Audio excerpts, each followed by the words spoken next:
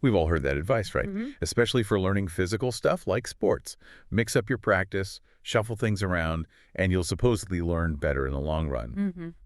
But what if that common wisdom isn't quite the full picture? Exactly. Today we're doing a deep dive into something called contextual interference, CI, for short, to see if this idea, you know, really holds water. Right. So contextual interference, it's basically about how much you jumble up different skills when you practice. Okay.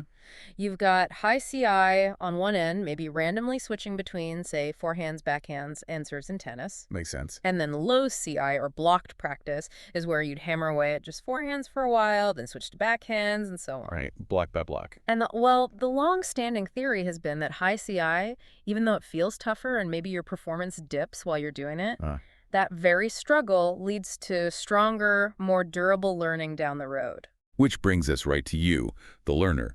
We know you're looking to get a real grip on complex topics, quickly but also thoroughly. Hmm. So our mission today is to really dig into this practice strategy. Does mixing it all up truly pay off long-term in areas like sports or PE?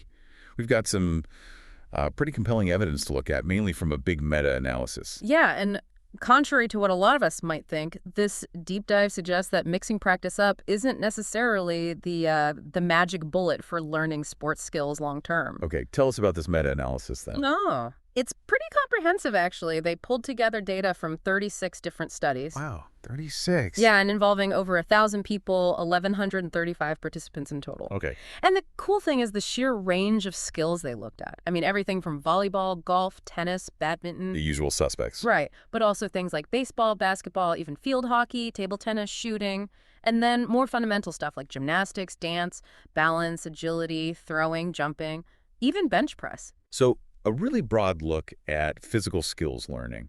And how did these studies generally work? What was the setup? Pretty consistent, actually. They usually had an initial learning period, the acquisition phase. That's where people practiced under either high CI or low CI conditions. Right.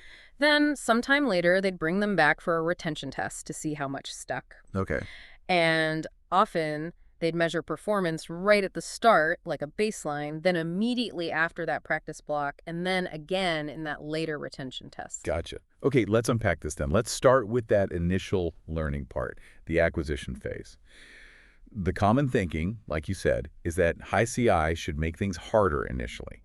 Performance shouldn't be as good compared to blocked practice, right? That's the classic expectation, yeah.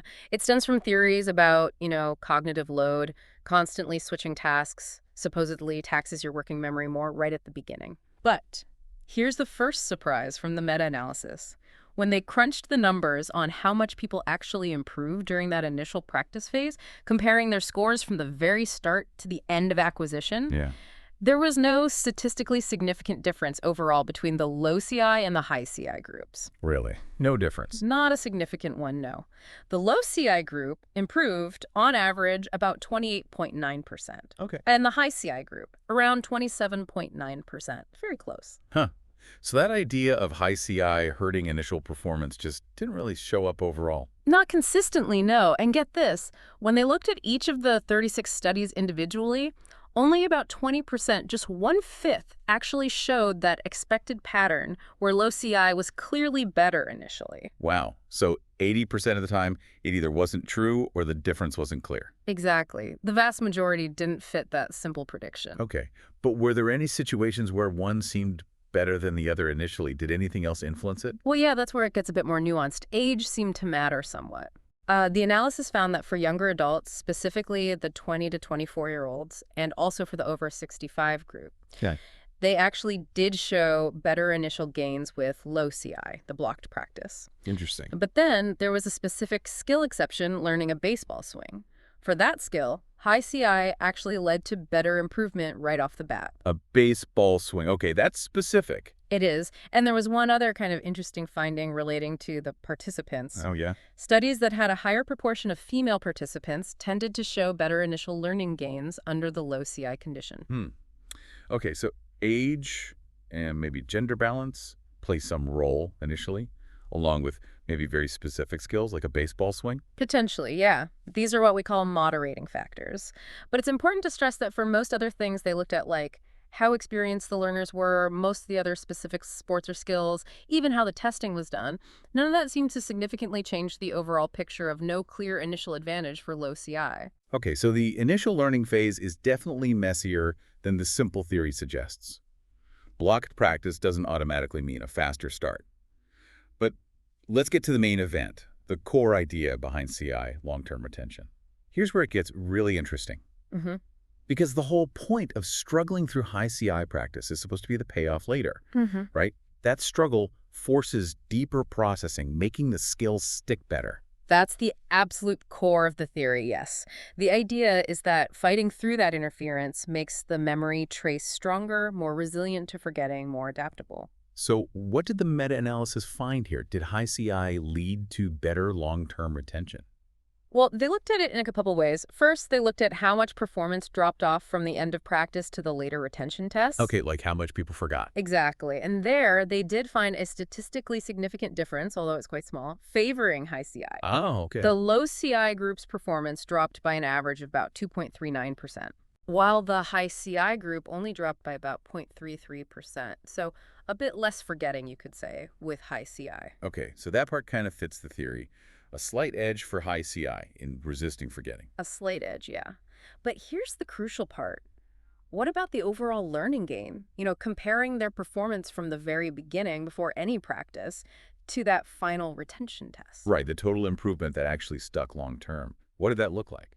This is really the key finding, and it challenges the traditional view quite a bit.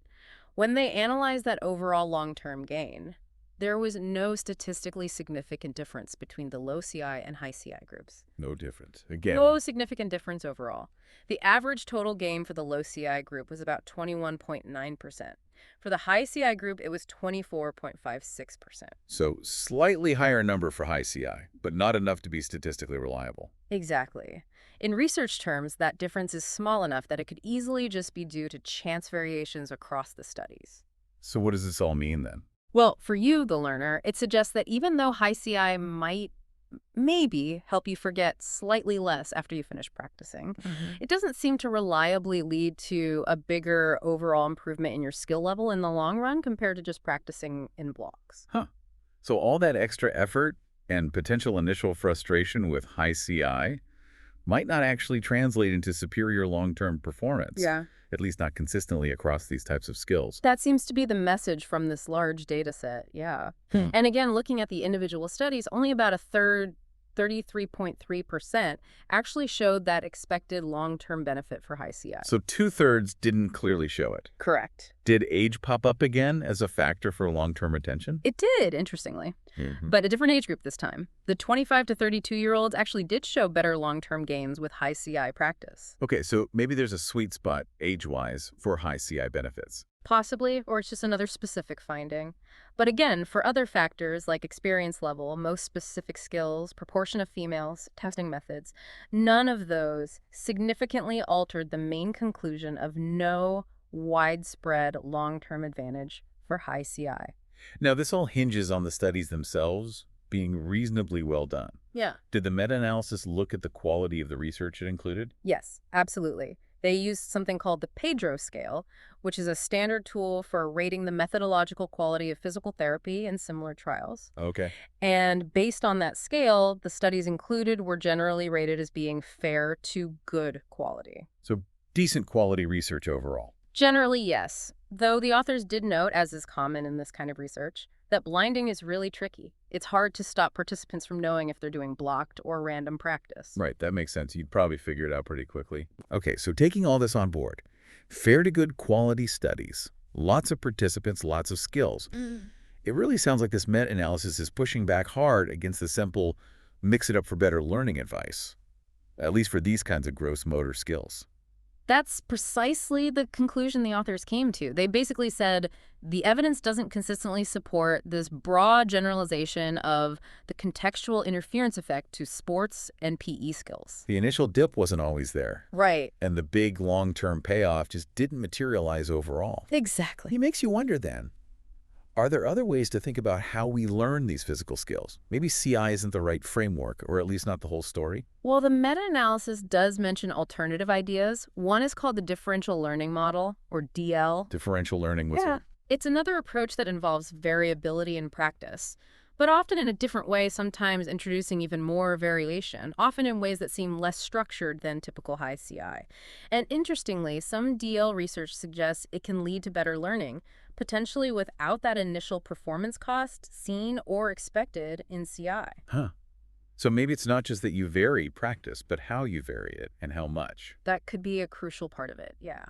This research definitely raises that question. The meta-analysis authors also float some reasons why CI effects might be weaker for these complex sports skills. Like what? Well, maybe the sheer complexity of coordinating whole body movements makes the CI effect less pronounced compared to, say, simpler lab tasks where it was first studied. Okay. Also, even within a supposedly blocked practice of one skill, like a tennis serve, there's already a lot of natural variation and interference happening within the task itself. True, no two serves are ever exactly the same. Right, and maybe the cognitive load of high CI, all that switching, just becomes too much and actually hinders learning when the motor task itself is already very demanding on attention and memory. It might overload the system. It's like your brain's already juggling so much just to do the movement. Adding extra mental juggling by switching tasks constantly might not help or could even hurt. That could be part of it. And they also made a really interesting point about the underlying theory. The working memory models that CI theory often relies on, well, they might not fully capture everything involved in learning complex motor skills. How so? Think about all the feeling involved in sports, your sense of body position, movement, touch, proprioception, kinesthetics, tactile feedback. Right, feeling the swing, feeling your balance. Exactly. Those are critical, but traditional working memory models focus more on, say, visual or verbal information. Maybe those models don't fully account for how this crucial sensory motor information is processed and learned during variable practice. So for you, the learner, wrapping this up, the big takeaway here seems to be that the appealing idea of just mixing up your practice for better long-term sports skills. Well, this deep dive suggests the benefits of that high contextual interference are probably much more limited, more specific than we often hear. Mm-hmm. We didn't find a clear overall advantage for high CI when it came to that really important long-term performance gain. Right. And that expected initial performance hit with high CI, that wasn't a consistent finding either. That's right. We saw those few exceptions, certain age groups reacting differently, that hint about female participants and initial low CI benefit, the baseball swing. Yeah. But like we said, those really seem to be exceptions proving the rule, or rather, showing that the rule isn't as simple as we thought. They weren't the norm across the board. So this really raises a key question for you, the learner. If just randomly mixing up practice isn't the universal secret sauce for getting better long-term, what else should you be focusing on? What other factors might be more critical for your own learning, or if you're coaching or teaching others? Yeah. Maybe it means digging into those alternative ideas, like differential learning, or really thinking hard about the specific demands of the exact skill you're trying to master, rather than just applying a blanket mix-it-up rule. It definitely suggests we need a more nuanced approach. Yeah. And it seems clear that more research is needed, research that really digs into the details of different types of motor skills, how individuals vary, and explores these other learning strategies beyond just the traditional high versus low CI framework. There's still a lot to figure out about how we best learn to move.